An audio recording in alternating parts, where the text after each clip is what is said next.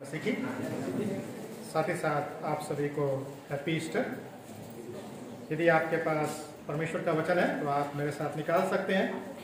पहला कुरिन्थियों की पत्री उसका 15 अध्याय और उसके 12 पद से लेकर के 19 पद को हम लोग देखेंगे। पहला कुरिन्थियों की पत्री उसका 15 अध्याय और उसके 12 पद से लेकर के 19 पद। हम सब लोग अपने स्थानों में खड़े हो जाएंगे। 242 पेज नंबर पर है। परमेश्वर के वचन में इस प्रकार से लिखा हुआ है,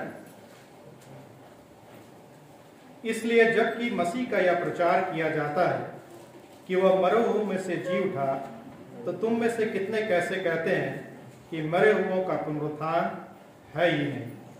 यदि मरे हुओं का पुनरुत्थान है ही नहीं तो मसीह भी नहीं जी उठा, और यदि मसीह नहीं जी उठा तो हमारा प्रचार करना भी व्यर्थ है और तुम्हारा विश्वास भी व्यर्थ है।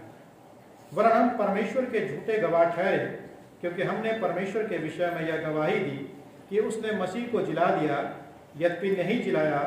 यदि मरे हुए नहीं जी उठते और यदि मुर्दे नहीं जी उठते तो मसीह भी नहीं जी उठा, और यदि मसीह नहीं जी उठा तो तुम्हारा विश्वास व्यर्थ है और तुम अब तक अपने पापों में फंसे हो। वरन जो मसीह में सो गए हैं वे भी नष्ट हुए। यदि हम केवल इसी जीवन में मसीह से आशा रखते हैं तो हम सब मनुष्यों से अधिक अभागे हैं। 20 पद भी पढ़ देते हैं। परंतु सचमुच मसीह मुर्दों में से जी उठा है, और जो सो गए हैं उनमें वह पहला फल हुआ। आप अपने स्थानों पर बैठ सकते हैं। परमेश्वर अपने वचन के पढ़े और सुने जाने पर हम सबको आशीष प्रदान करें। आइए हम प्रार्थना करें। परमेश्वर पिता, हम धन्यवाद देते हैं कि आप हमारे परमेश्वर हैं।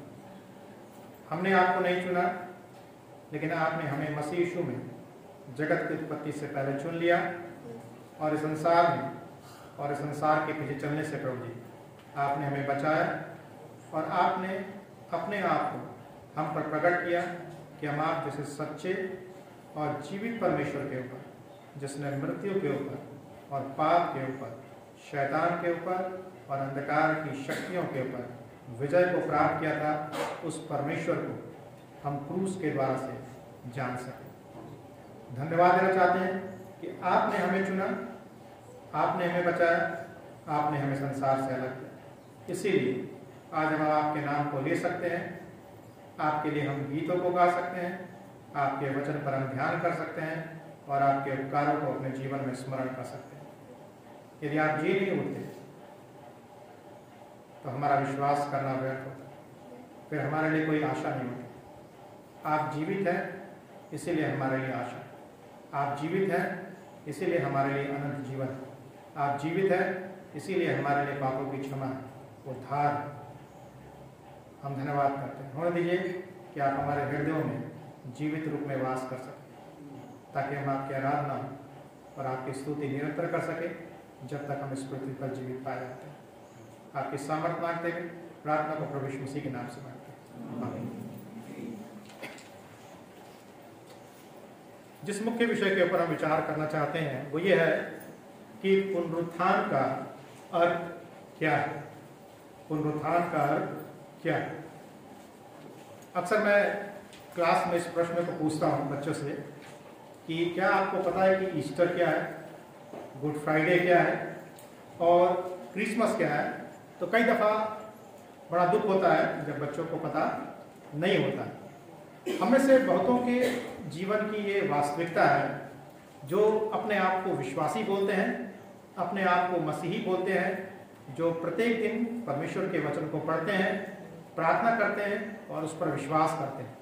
लेकिन उसी परमेश्वर के बारे में कुछ ऐसी बातें हैं जिसको हम नहीं जानते हैं, जिसके ऊपर हमने कभी भी विचार नहीं किया। यदि हम में से बहुत सारे लोगों से आज पूछा जाए कि ईस्टर का मतलब क्या है, पुनरुत्थान का मतलब क्या है, प्रभु यीशु मसीह के जी उठने का क्या मतलब है, तो शायद हम में से बहुतों को पता नहीं होगा, क्योंकि हमने कभी उसके बारे में सोचा नहीं है, उसके बारे में कभी हमने विचार नहीं किया है, और कभी उसके बारे में हमने जानने का प्रयास नहीं किया है। लेकिन आज परमेश्वर के वचन से हम इस बात को समझने का, सीखने का और जानने का प्रयास करेंगे कि पुनरुत्थान का अर्थ क्या है? बाइबल बताती है कि पुनरुत्थान के बिना उद्धार, छुटकारा या मुक्ति नहीं हो सकता था। प्रभु यीशु मसीह ने अपने जीवन काल में जब वो इस पृथ्वी पर थे, कई बार पुनरुत्थान के बारे में भविष्यवाणी की। एक बार प्रभु यीशु मसीह ने कहा कि योना 3 दिन और 3 रात मछली के पेट में था। प्रभु यीशु मसीह ने इस बात को कहने के द्वारा से इस बात की ओर इशारा किया कि मनुष्य का पुत्र भी 3 दिन और 3 रात पृथ्वी के भीतर रहेगा, मत्ती 12 अध्याय के 40 पद में। और जैसा उसने भविष्यवाणी किया था, उस भविष्यवाणी के अनुसार प्रभु यीशु मसीह तीसरे दिन मृतकों में से जी उठा।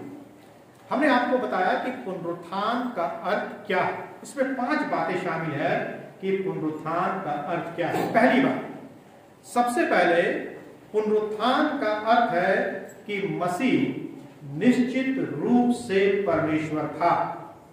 मसीह निश्चित रूप से परमेश्वर था। हम इस बात को जानते हैं कि प्रभु यीशु मसीह इस पृथ्वी पर जब था तो वो पूर्ण मनुष्य था और वो पूर्ण परमेश्वर था। उसका दोनों होना बहुत ही आवश्यक था। यदि प्रभु यीशु मसीह पूर्ण मनुष्य नहीं होता तो क्रूस पर उसकी मृत्यु वास्तविक नहीं होती, और यदि प्रभु यीशु मसीह पूर्ण परमेश्वर नहीं होता तो वो मृत्यु के ऊपर कभी भी विजय को प्राप्त नहीं कर पाता। तो पुनरुत्थान का अर्थ यह है कि मसीह निश्चित रूप से परमेश्वर था। वह वही था जो उसने होने का दावा किया था, यानी कि मसीह शरीर में, देह में परमेश्वर था। दूसरी बात, इसका अर्थ है कि परमेश्वर ने क्रूस पर मसीह के प्रायश्चित के कार्य को स्वीकार कर लिया था। परमेश्वर ने मसीह के प्रायश्चित के कार्य को, यानी कि जो छुटकारे का काम जो परमेश्वर ने समस्त मानव जाति के लिए कलवरी के क्रूस पर किया था, उसको परमेश्वर ने क्या कर लिया? स्वीकार कर लिया था, जो हमारे उद्धार के लिए क्या था? आवश्यक था। क्योंकि लिखा हुआ वचन में वह हमारे अपराधों के लिए पकड़वाया गया और हमारे धर्म के निमित्त जलाया गया, रोमियो 4 अध्याय के 25 पद में। तीसरी बात, इसका अर्थ यह है कि यह मानव जाति को एक धर्मी न्याय का आश्वासन देता है। यह मानव जाति को एक धर्मी न्याय का आश्वासन देता है। इसका यह मतलब है कि प्रभु यीशु मसीह का जी उठना या प्रभु यीशु मसीह की क्रूस पर मृत्यु परमेश्वर के न्याय के को क्या करती है? प्रकट करती है। क्योंकि परमेश्वर न्यायी है और ऐसा हो ही नहीं सकता है कि परमेश्वर पाप का दंड हम मनुष्यों को ना दे। तो जो तीसरी बात है कि यह मानव जाति को एक धर्मी न्याय का आश्वासन देता है। इसका यह मतलब है, परमेश्वर के वचन में लिखा हुआ है, क्योंकि जैसा एक मनुष्य के आज्ञा ना मानने से बहुत लोग पापी ठहरे, वैसे ही एक मनुष्य के आज्ञा मानने के कारण से बहुत सारे लोग क्या ठहरे? धर्मी ठहरे। यदि आप प्रभु यीशु मसीह के जीवन का अध्ययन करें तो प्रभु यीशु मसीह को दूसरा आदम बोला गया है। पहला आदम और दूसरा आदम। पहला आदम अनाज्ञाकारी था, दूसरा आदम आज्ञाकारी था। पहले आदम ने संसार में पाप को लाया, दूसरे आदम ने संसार में जीवन को लाया। पहले आदम ने संसार में मृत्यु को लाया और दूसरे आदम ने संसार में अनंत जीवन को लाया। आप देख सकते हैं कि किस प्रकार से हम प्रभु यीशु मसीह और आदम में क्या कर सकते हैं? तुलना कर सकते हैं। चौथी बात, इसका अर्थ यह है कि हमारा शरीर भी एक दिन जी उठेगा। हमारा शरीर भी एक दिन जी उठेगा। यह सत्य बात है। यदि प्रभु यीशु मसीह मरों में से जी उठा है और जो सो गए हैं उनमें वो पहला फल है, तो पवित्र शास्त्र हमको और आपको इस बात को सिखाता है कि एक दिन जब प्रभु यीशु मसीह का दोबारा इस पृथ्वी पर आगमन होगा, हम और आप भी हम क्या हो जाएंगे? जी उठेंगे। इसलिए प्रभु यीशु मसीह ने अपने वचन में कहा, मैं वही हूं जो जीवित और मरा हुआ था और देखो अब मैं सदा जीवित हूं। प्रभु यीशु मसीह भी बोलता है, अधलोक और मृत्यु की कुंजी मेरे पास है। पांचवी बात, इसका अर्थ यह है कि मृत्यु को अंततः समाप्त कर दिया जाएगा। मृत्यु को अंततः समाप्त कर दिया जाएगा। बाइबल इस बात को बताती है कि मनुष्य का सबसे बड़ा शत्रु जो बैरी है वो है मृत्यु। क्योंकि जब मनुष्य ने पाप किया तो पाप ने अपने साथ मृत्यु को लाया, प्रभु यीशु मसीह ने अपने साथ जीवन को लाया। लेकिन मनुष्य ने जब परमेश्वर की आज्ञा का उल्लंघन किया तब मनुष्य ने अपने साथ क्या लाया? मृत्यु को लाया। लेकिन क्रूस के ऊपर और प्रभु यीशु मसीह के जी उठने के द्वारा से उसने मृत्यु की शक्ति को पराजित कर दिया। मृत्यु के डंक को प्रभु यीशु मसीह ने क्या कर दिया? तोड़ दिया है। अब मृत्यु हमारे लिए भय का कारण नहीं है। इसीलिए हम भजनकार के उन शब्दों को इस प्रकार से बोल सकते हैं, चाहे मैं मृत्यु की छाया की तराई में होकर चलूं तो भी हानि से ना डरूंगा, क्योंकि तू मेरे साथ रहता है। तेरे सोटे और तेरी लाठी से मुझे क्या मिलती है? शांति मिलती है। मसीह के पुनरुत्थान के बिना भविष्य के लिए कोई भी आशा नहीं है। यदि हमारे पास भविष्य के लिए आशा है कि हम मरने के बाद जी उठेंगे, हम स्वर्ग में उठा लिए जाएंगे, हम परमेश्वर के साथ हमेशा हमेशा के लिए राज करेंगे, हम अनंत जीवन को प्राप्त करेंगे, तो उसका एक कारण यह है कि प्रभु यीशु मसीह मृतकों में से क्या हो चुका है? जी उठा है। बाइबल इस बात का वायदा करती है, बाइबल इस बात की प्रतिज्ञा करती है कि एक दिन हम भी पुनरुत्थित मसीह के आमने सामने खड़े होंगे और उसके शरीर के समान हमारा भी शरीर होगा। बाइबल इस बात को बताती है। ईस्टर पर यानी पुनरुत्थान के दिन विश्वासी हर साल क्रूस पर यीशु मसीह की मृत्यु और मृतकों में से उसके जी उठने के जश्न को क्या करती है? मनाती है। क्या आपने कभी इसके अर्थ के बारे में सोचा है? इसके महत्व के बारे में सोचा है? जो इस बारे में बात करता है कि प्रभु यीशु मसीह ने मानव जाति के छुटकारा देने के लिए क्या किया। हर साल लाखों विश्वासी, सैकड़ों विश्वासी, करोड़ों विश्वासी प्रभु यीशु मसीह के जी उठने को मनाते हैं। हम लोगों ने भी सुबह 5 बजे प्रभु यीशु मसीह की क्या करें? प्रभु यीशु मसीह के जी उठने के बारे में क्या किया? उसको मनाया। लेकिन इसका यह मतलब नहीं है कि यदि हमने प्रभु यीशु मसीह के जी उठने को मना लिया तो हमको पुनरुत्थान के बारे में मालूम है, प्रभु यीशु मसीह के जी उठने के बारे में मालूम है और ईस्टर के अर्थ के बारे में हमको क्या है? मालूम है। हो सकता है कि हमको कभी बताया ना गया हो, हमको कभी सिखाया ना गया हो कि मसीह ना तो मरा और ना मृतकों में से जी उठा। आप नहीं जानते होंगे कि मसीह की मृत्यु का क्या अर्थ या मृतकों में से उसके पुनरुत्थित होने का या उसके पुनरुत्थान का क्या महत्व है। बाइबल बताती है कि मसीह की मृत्यु और पुनरुत्थान मसीही विश्वास की आधारशिला है।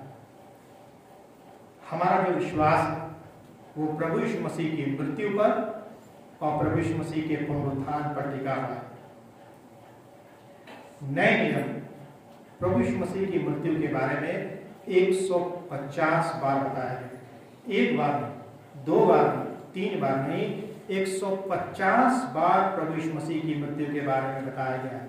यदि हम प्रभु यीशु मसीह की मृत्यु का इनकार करते हैं, प्रभु यीशु मसीह के पुनरुत्थान का इनकार करते हैं, हमारा मसीही विश्वास मरा हुआ है।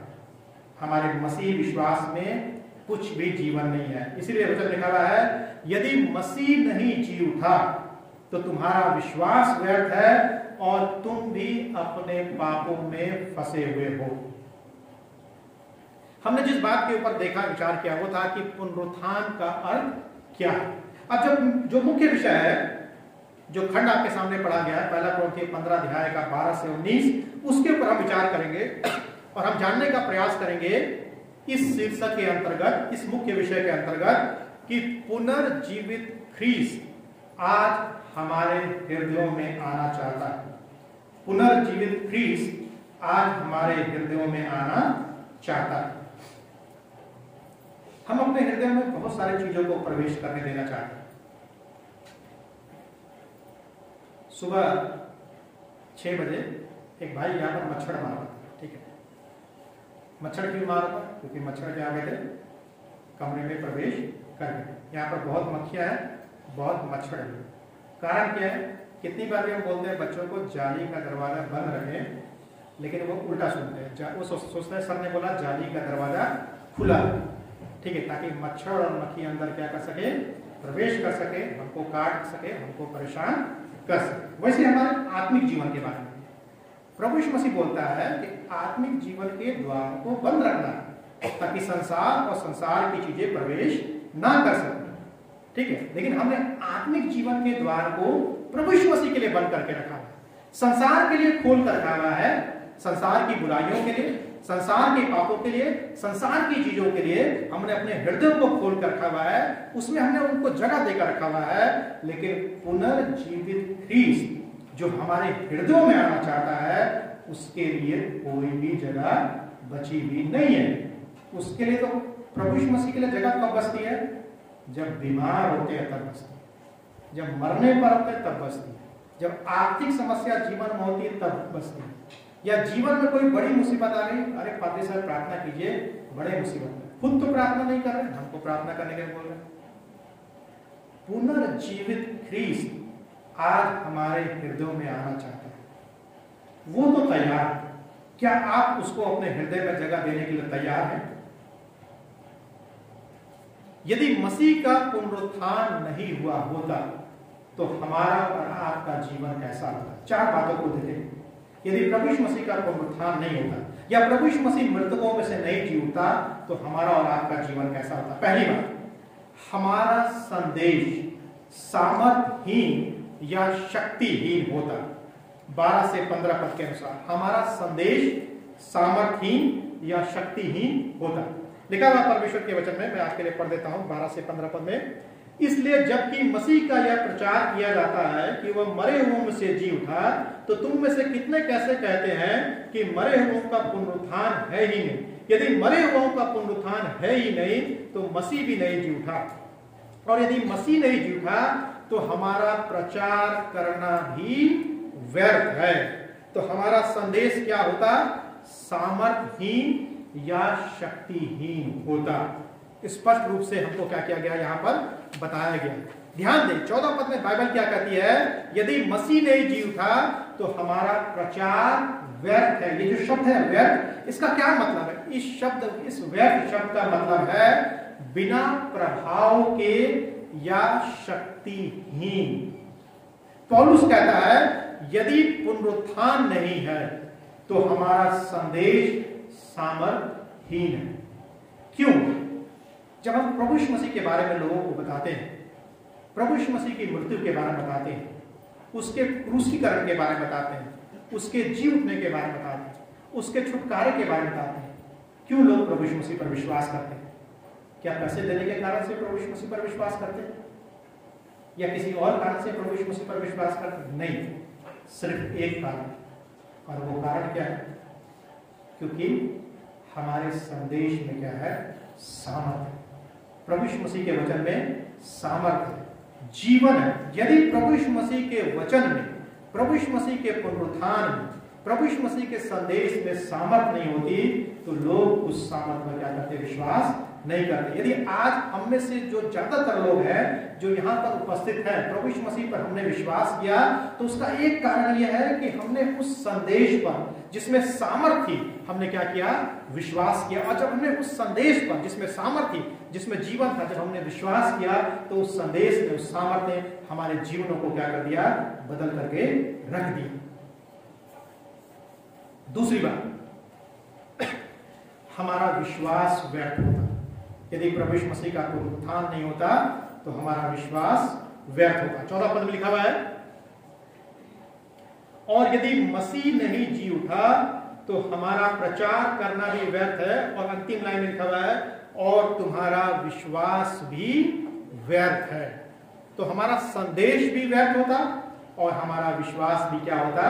व्यर्थ होता। पौलुस कहता है यदि मसीह का पुनरुत्थान नहीं हुआ, मसीह यदि जी नहीं उठा तो हमारा विश्वास व्यर्थ है। यह एक ही शब्द है जिसका 2 बार प्रयोग हुआ है। दूसरे शब्दों में, विश्वास क्या उस समय भी अच्छा है यदि मसीह मृतकों में से नहीं जी उठा? यदि वास्तव में ऐसा कभी नहीं हुआ तो हमारा विश्वास क्या है? व्यर्थ। यदि मसीह नहीं जी उठा तो ये सब जितनी भी बातें बाइबल में लिखी हुई है सब झूठी है, सब मिथ्या है। और अपने जीवन में उसका अनुसरण करने का कोई भी फायदा नहीं है। हम जिस भी तरीके से जीवन को जीना चाहें, जैसा भी करना चाहें, जैसा भी बोलना चाहें, जो भी खाना चाहें, जो भी पीना चाहें, जो भी देखना चाहें, जो भी बोलना चाहें, जो भी सुनना चाहें, सब कुछ कर सकते हैं। लेकिन चूंकि मसीह का पुनरुत्थान वो जीवित है, इसीलिए हमारा विश्वास व्यर्थ नहीं है। हम जो कुछ चाहे वो नहीं कर सकते हैं, लेकिन हम वो कर सकते हैं जो परमेश्वर का वचन चाहता है और जो प्रभु यीशु मसीह चाहता है। तीसरी बात, हमारा उद्धार व्यर्थ होता है। हमारा उद्धार व्यर्थ होता है। 17-18 पद में लिखा हुआ है, इस प्रकार से लिखा हुआ है, यदि मसीह नहीं जी उठा तो तुम्हारा विश्वास व्यर्थ है और तुम अब तक अपने पापों में फंसे हो, वरन जो मसीह में सो गए हैं वे भी नष्ट हो गए हैं। बाइबल 17 पद में हमको बताती है, यदि मसीह नहीं जी उठा तो हमारा विश्वास व्यर्थ है और तुम अब तक अपने पापों में फंसे हुए। यदि पुनरुत्थान नहीं हुआ होता तो हमारा उद्धार क्या होता? व्यर्थ होता। वास्तव में यदि ईस्टर मौजूद नहीं होता या पुनरुत्थान मौजूद नहीं होता तो मोक्ष जैसी, उद्धार जैसी, मुक्ति जैसी, छुटकारे जैसी कोई बात नहीं। आप देखिए, उद्धार क्या करता है? पापों की क्षमा का वायदा करता है। लेकिन बाइबल कहती है यदि मसीह नहीं जी उठा तो हम अभी भी अपने पापों में फंसे हुए हैं। हमें क्षमा नहीं किया गया, हम स्वयं कर्जदार। उद्धार एक भविष्य, एक दिन पुनरुत्थान और स्वर्ग में हमेशा के लिए एक घर का क्या करता है? वायदा करता है। परंतु यदि मसीह मुर्दों में से नहीं जी उठा तो हम भी जिलाए जाने की आशा नहीं कर सकते हैं। आप देखिए इस बात को, हमारे उद्धार का एक बड़ा हिस्सा पापों की क्षमा और पुनरुत्थान की प्रतिज्ञा है। पुनरुत्थान की क्या है? प्रतिज्ञा। चौथी बात, हमारा जीवन आशाहीन होता। हमारा जीवन आशाहीन होता। लिखा हुआ है, यदि हम केवल इसी जीवन में मसीह से आशा रखते हैं, यानी कि जिस जीवन में हम जी रहे हैं, तो हम सब मनुष्यों से अधिक क्या है? अभागे हैं। यदि हम सिर्फ इसी जीवन में मसीह से आशा रखते हैं तो हमारा जीवन व्यर्थ है। लेकिन हम सिर्फ इसी जीवन में मसीह से आशा नहीं रखते हैं, लेकिन हम आने वाले जीवन में भी मसीह से क्या रखते हैं? आशा रखते हैं। हम चाहते हैं कि हमारा जीवन किसी भी चीज के लिए मायने रखे। परंतु यदि मसीह मृतकों में से नहीं जी उठा तो पौलुस कहता है हम सभी लोगों में से सबसे अधिक अभागे हैं। क्यों पौलुस बोलता है? क्योंकि हम जिस चीज के लिए जी रहे हैं वो झूठ है और इससे कोई फर्क नहीं पड़ता है। यदि मसीह का पुनरुत्थान नहीं हुआ है, यदि ईस्टर का अस्तित्व नहीं है, तो जीवन आशाहीन है। लेकिन जीवन आशाहीन इसलिए नहीं है क्योंकि मसीह का क्या हुआ है? पुनरुत्थान हुआ। इस जीवन में आप जो कुछ भी प्रभु यीशु मसीह के लिए करते हैं वो सब मायने रखता है, क्योंकि मसीह मृतकों में से क्या हो चुका है? जी उठा है। 4 बातें हमने देखी और इस बात को समझने का प्रयास किया कि यदि मसीह का पुनरुत्थान नहीं होता तो क्या होता? हमारा जीवन आशाहीन होता, हमारे संदेश में सामर्थ्य नहीं होती और बहुत सारी चीजें जो हमने देखी वो सब चीजें हमारे जीवन में नहीं होती। लगभग 2000 साल पहले प्रभु यीशु मसीह का क्या हुआ था? पुनरुत्थान हुआ। और जैसे कि मैंने आपको पहले भी बताया था कि प्रभु यीशु मसीह के जन्म, प्रभु यीशु मसीह की मृत्यु और प्रभु यीशु मसीह के पुनरुत्थान से ज्यादा महत्वपूर्ण घटना ना तो कोई थी, ना कोई है और ना कभी हो सकती है। 2000 वर्ष पूर्व घटी इस घटना का आज हमारे और आपके व्यक्तिगत जीवन में क्या है, हमारे पारिवारिक जीवन में क्या है और हमारे कलीसियाई जीवन में क्या है। क्यों पुनरुत्थान की घटना को बाइबल में सबसे ज्यादा महत्व दिया जाता है? बाइबल में और विश्वासियों में आज इसका क्या अर्थ है और इसका क्या महत्व है। हम यह विश्वास करते हैं कि पुनरुत्थान हमारे जीवन की सभी प्राथमिक आवश्यकताओं को क्या करता है, पूरा करता है। यदि हम बाइबल को देखें, परमेश्वर के वचन को देखें, तो हम इस बात को पाते हैं कि कलीसिया के इतिहास में मसीही प्रचार का यह सबसे प्रमुख विषय है। चेलों की गवाही का यह सबसे प्रमुख विषय था और मसीही विश्वास और कलीसिया की आधारशिला प्रभु यीशु मसीह का पुनरुत्थान है। आज के अर्थ, आज के संदर्भ में पुनरुत्थान के महत्व को सही अर्थों में हम कैसे समझ सकते हैं, इसका क्या मतलब है। जब हम बात करते हैं पुनरुत्थान की, जब हम बात करते हैं ईस्टर की, जब हम बात करते हैं प्रभु यीशु मसीह के जी उठने की, तो हमारे जीवन में आज के संदर्भ में इसका क्या मायने है। इसके 4 मायने हैं। इसका पहला मायने यह है, पुनरुत्थान का अर्थ मात्र यीशु मसीह का बच जाना ही नहीं है कि वह इतने मार खाने के बाद, इतने सताए जाने के बाद, इतने विरोधों के बाद, क्रूस का कांटों का ताज पहनने के बाद और क्रूस की मृत्यु के बाद भी वो बच गया। पुनरुत्थान का मतलब ये नहीं है। हाँ, ये एक मतलब हो सकता है। पुनरुत्थान का अर्थ ये भी नहीं है कि प्रभु यीशु मसीह आज जीवित है सिर्फ अपने आदर्शों में और अपनी शिक्षाओं में। पुनरुत्थान का अर्थ पुनर्जीवन भी नहीं है। तो फिर पुनरुत्थान का अर्थ है क्या? पुनरुत्थान का अर्थ प्रभु यीशु मसीह के संदर्भ में पुनरुत्थान का अर्थ यह है कि परमेश्वर ने एक ऐसा आश्चर्य कर्म किया कि उसने प्रभु यीशु मसीह की देह को सड़ने से और नष्ट होने से और बर्बाद होने से बचाकर उसे मृत्यु से उठाकर जीवित और फिर कभी ना मरने के लिए तेजोमय देह में परिवर्तित किया।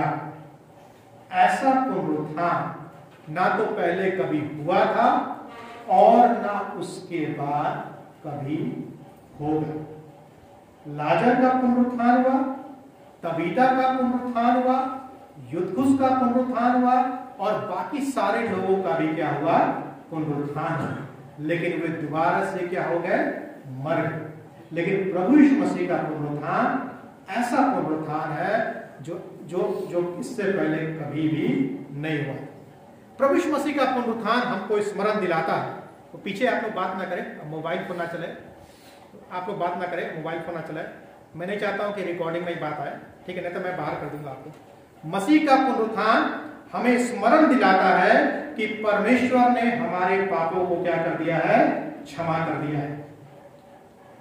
मसीह का पुनरुत्थान हमें स्मरण दिलाता है कि परमेश्वर ने हमारे पापों को क्या कर दिया है, क्षमा कर दिया है। मसीह का पुनरुत्थान हमें स्मरण दिलाता है कि एक दिन हम भी मृतकों में से क्या हो जाएंगे, जी उठेंगे। मसीह का पुनरुत्थान हमें स्मरण दिलाता है कि हम नाशमान देह को छोड़ करके अविनाशी देह को हम क्या कर लेंगे, पहन लेंगे। मसीह का पुनरुत्थान ही था जिसने शिष्यों को प्रेरित किया कि वे जाएं और अपने दिनों में संसार को बदल कर रख दे। 12 चेले थे। 12 चेलों ने प्रभु यीशु मसीह के समय काल में, प्रभु यीशु मसीह के पुनरुत्थान के बाद सारी दुनिया को बदल करके रख दिया। आज हम इतने सारे लोग यहाँ पर बैठे हुए हैं, लेकिन फिर भी हम अपने परिवार को नहीं बदल पाए हैं, हम अपने आसपास के लोगों को नहीं बदल पाए हैं और कईयों ने तो अपनी जिंदगियों को भी नहीं बदल पाया है। लेकिन प्रभु यीशु मसीह के लिए बात करें, प्रभु यीशु मसीह के चेलों की बात करें, उन्होंने प्रचार किया, जीवित मसीह का प्रचार किया। यही हमारा और आपका भी प्रचार होना चाहिए।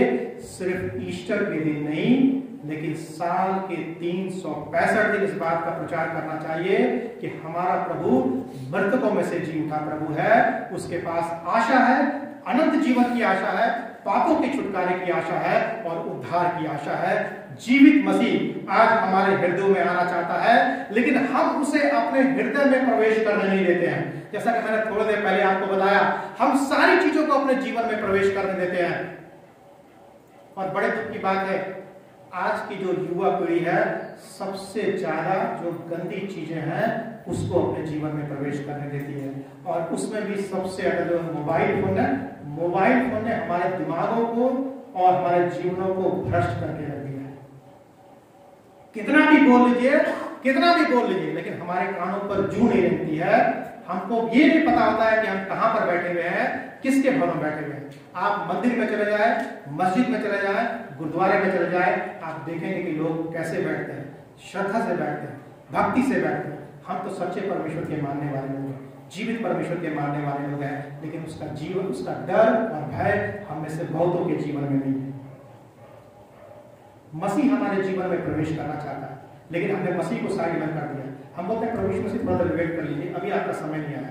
आपका समय तब आएगा जब मैं बीमार पड़ूंगा, आपका समय तब आएगा जब मुझे परीक्षा आएगी, तब आपका समय तब आएगा जब मेरे जीवन में पैसे की समस्या आएगी, आपका समय तब आएगा जब मैं मरने पड़ूंगा, तब मैं आपको याद करूंगा। अभी मुझे आपकी जरूरत नहीं है। खामखा आप डिस्टर्ब कर रहे हैं, वैसे बाकी लोग बहुत डिस्टर्ब करते रहे, आप आएगा तो और ज्यादा डिस्टर्ब हो जाऊंगा। हम उसे अपने हृदय में प्रवेश करने देते हैं। हम उस कब्र के समान है जिसमें प्रभु यीशु मसीह को रखा गया था और जिसके द्वार पर पत्थर को रख दिया गया था।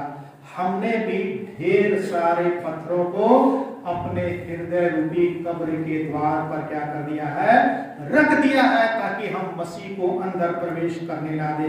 यह पत्थर कुछ भी हो सकता है, जो हमारा धन हो सकता है, हमारा समय हो सकता है, हमारी शिक्षा हो सकती है, हमारा मोबाइल फोन हो सकता है, इंटरनेट हो सकता है, हमारा परिवार हो सकता है, कुछ भी हो सकता है।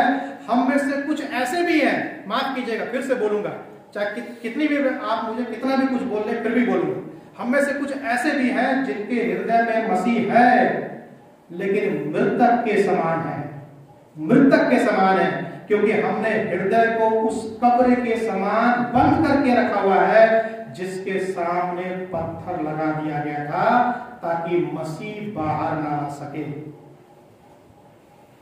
मृतक के समान अंदर ही पड़ा है।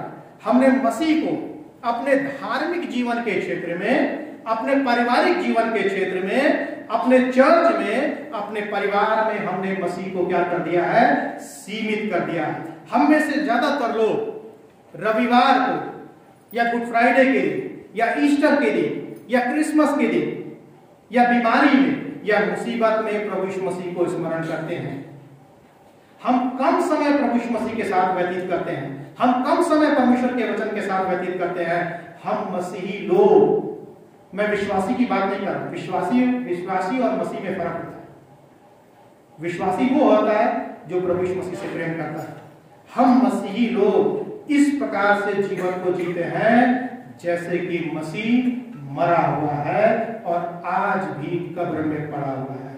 इस प्रकार का मसीह संसार को प्रभावित नहीं कर सकता है, आपके जीवन को प्रभावित नहीं कर सकता है, आपके जीवन को बदल नहीं सकता है। यदि आप चाहते हैं कि आपका मसीह जो जीवित है, जिसके लिए आप गाना गाते हैं, जिसके लिए आप वचन का प्रचार करते हैं, जिसके बारे में आप लोगों को बताते हैं, यदि आप चाहते हैं कि वो मसीह जो जीवित है संसार को बदल कर रख दे, तो उसको आपके हृदय में जन्म लेना होगा। यदि मसीह आपके हृदय में जन्म नहीं लिया हुआ है, आपके हृदय में जीवित नहीं है, तो फिर आप उसको किसी के भी हृदय में जीवित नहीं कर सकते हैं, फिर वो किसी के भी हृदय में जन्म नहीं ले सकता है। सबसे पहले प्रभु यीशु मसीह को आपके हृदय में जन्म लेना होगा, सबसे पहले प्रभु यीशु मसीह को आपके हृदय में जीवित होना होगा, सबसे पहले आपको अपने हृदय रूपी कब्र के द्वार से पत्थर को हटाना होगा ताकि प्रभु यीशु मसीह बाहर आ सके और दुनिया को दिखाई दे सके। लेकिन दुख की बात यह है कि ना तो हम मसीह को अपने हृदय में प्रवेश करने देते हैं, और यदि वो हमारे हृदय में है तो हम उसे जीवित नहीं दिखाते हैं। हमारे कार्यों में, हमारे बोलचाल में, हमारे चाल चलन में, हमारे व्यवहार में प्रभु यीशु मसीह जीवित नहीं दिखाई देता है। इसीलिए लोग प्रभु यीशु मसीह पर विश्वास नहीं करते हैं, इसलिए लोग प्रभु यीशु मसीह को नहीं मानते हैं, इसलिए लोग प्रभु यीशु मसीह से दूर चले जाते हैं। क्यों? क्योंकि प्रभु यीशु मसीह हमारे जीवन में दिखाई नहीं देता है, हमारे कार्यों में दिखाई नहीं देता है, हमारे व्यवहार में दिखाई नहीं देता है। किसी ने इस बात को बोला है कि तुम मसीही लोग जैसा प्रभु यीशु मसीह था वैसा बन जाओ तो सारा संसार प्रभु यीशु मसीह पर विश्वास कर लेगा। तो सारा संसार इसलिए प्रभु यीशु मसीह पर विश्वास नहीं करता है क्योंकि हमने अपने जीवन से प्रभु यीशु मसीह को जीवित रूप में नहीं दिखाया। तभी तो प्रभु यीशु मसीह ने शास्त्री और फरीसियों को बोला, तुम चुना फिरी हुई भीत के समान हो, यानी चुना फिरी हुई कब्र के समान है। तो हमारा जो हृदय है वैसा ही, हमने इसको कैसे ढांक के रखा हुआ है? हमने इसको ढांक कर रखा हुआ, हम लोगों को दिखाते हैं कि हम प्रार्थना करते हैं, हम लोगों को दिखाते हैं कि हम वचन पढ़ते हैं, हम लोगों को दिखाते हैं कि हम उपवास रखते हैं, हम लोगों को दिखाते हैं कि हम लोगों के जीवन के बारे में बताते हैं। हमें से कई लोग लोगों को जीवन के बारे में बताते हैं, हम अपने जीवन के बारे में नहीं देखते, हम लोगों के दूसरों के जीवन के बारे में बहुत बताते हैं।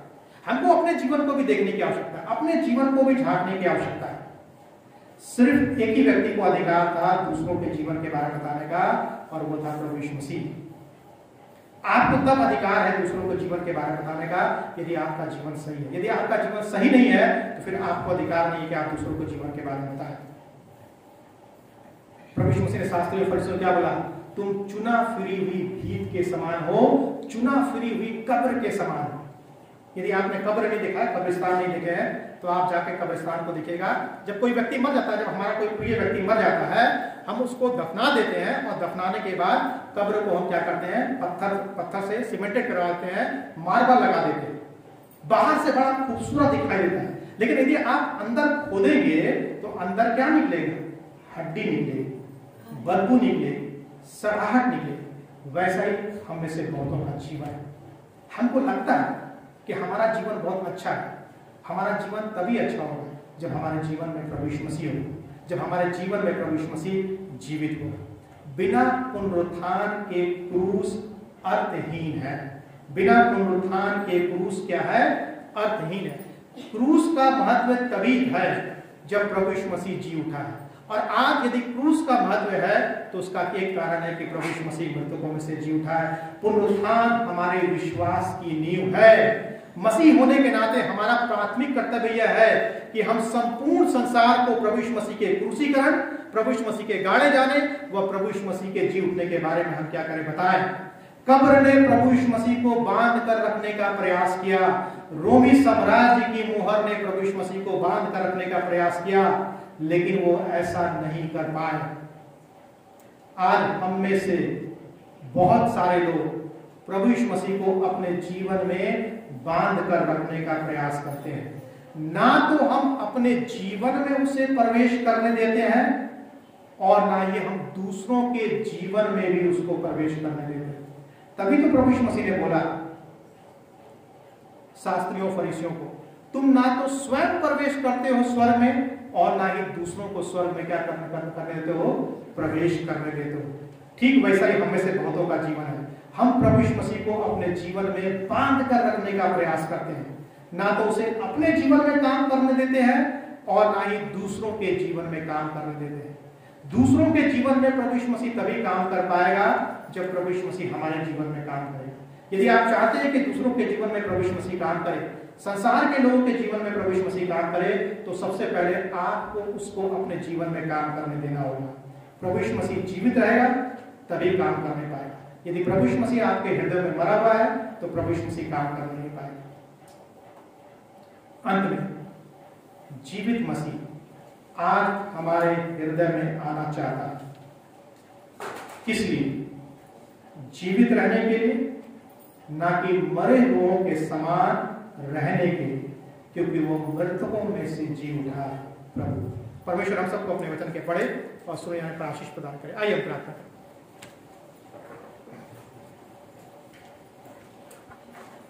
परमेश्वर पिता, हम धन्यवाद देते हैं कि आप महान परमेश्वर।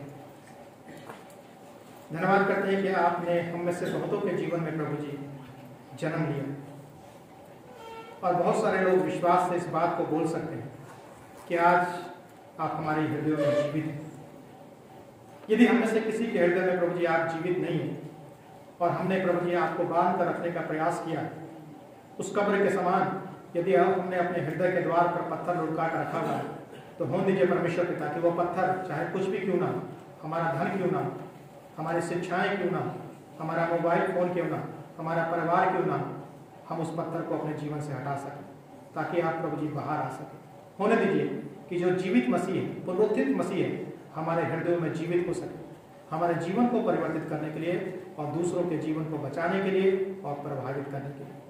संसार के लिए प्रभु यीशु मसीह तभी आशा है जब प्रभु यीशु मसीह हमारे हृदयों में जीवित है। यदि परमेश्वर प्रभु यीशु मसीह हमारे हृदयों में जीवित नहीं है तो संसार के लिए भी कोई आशा नहीं। लेकिन हम धन्यवाद करते हैं कि संसार के लिए आशा है, क्योंकि आप हम में से बहुतों के जीवन में जीवित हैं। होने दीजिए कि हम आपको अपने जीवन में जीवित रखें, कभी भी मरने ना दें, क्योंकि आपने मृत्यु के ऊपर जय को प्राप्त किया था हमेशा के लिए जीवित रहने के लिए, ना कि दोबारा से मरने के लिए। अब हम सबकी अगुवाई करें, मदद करें कि हम पुनरुत्थान के महत्व को, आपके जी उठने के महत्व को अपने जीवन में काम करने का हम आपकी अगुवाई चाहते हैं, आपकी मदद चाहते हैं, आपकी सामर्थ चाहते हैं। धन्यवाद करते हुए हम इस प्रार्थना को प्रभु यीशु मसीह के नाम से मांगते हैं।